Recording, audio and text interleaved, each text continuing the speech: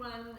Just coming back to you with another stretch and release sequence that you can do at home or at any time, just with a foam roller and a mat.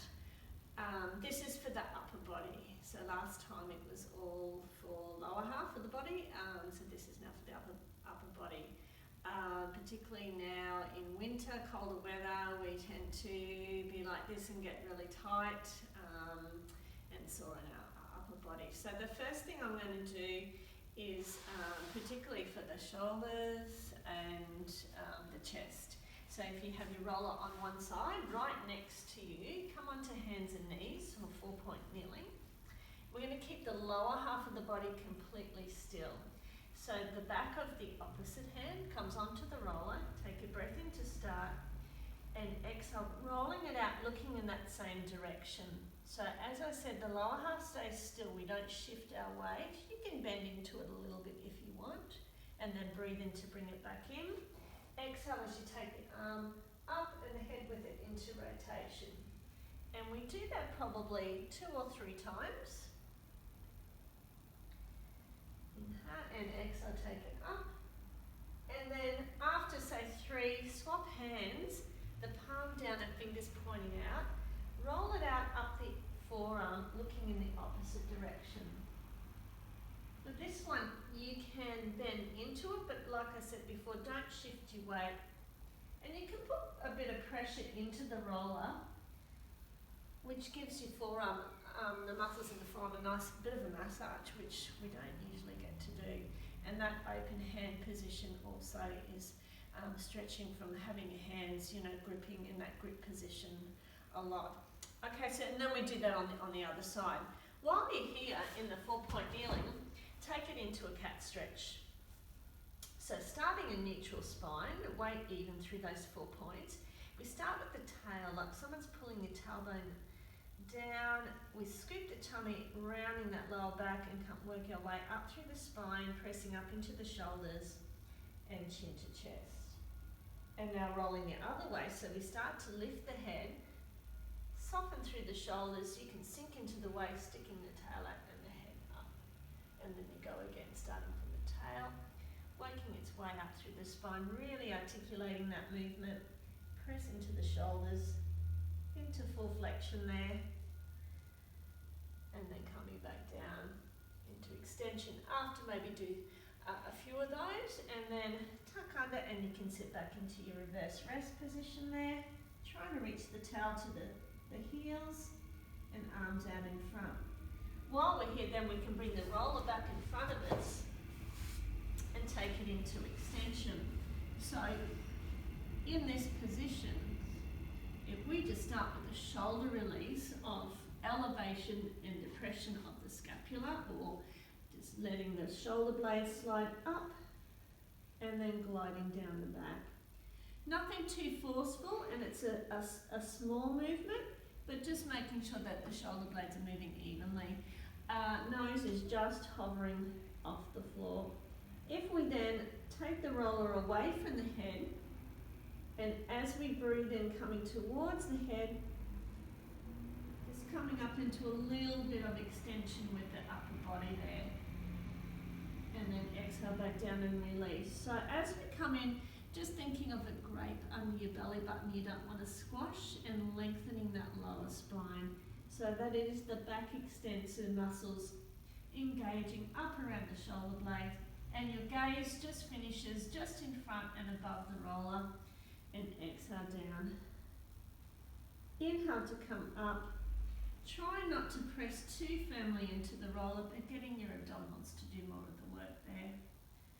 And down. Okay, so probably about 5 or 6 of those, and then we're going to come to lie down on our back.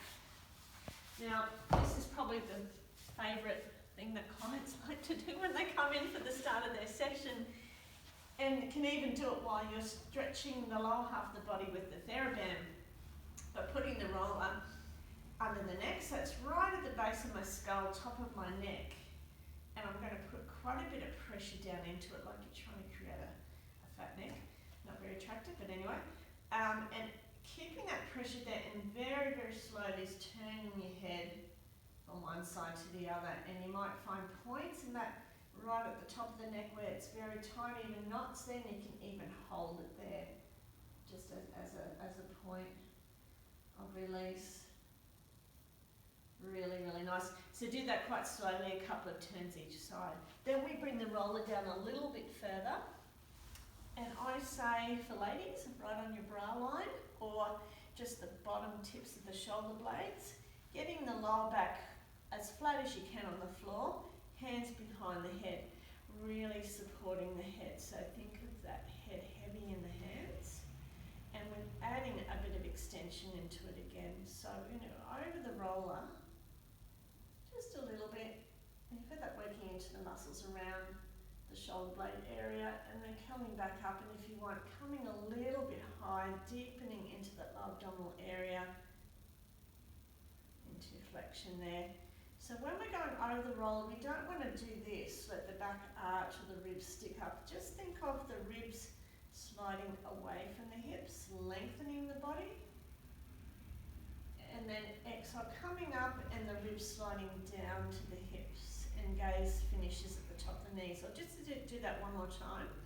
So inhale, slowing, ribs sliding away from the hips, head staying heavy in the hands, and that gap between my chin and chest staying the same as well, and coming up. Now another variation of that is to just turn head and shoulders to one side, and we go back over the opposite shoulder blade. Really nice to open through that this side here, and then curling back up opposite armpit to hip bone.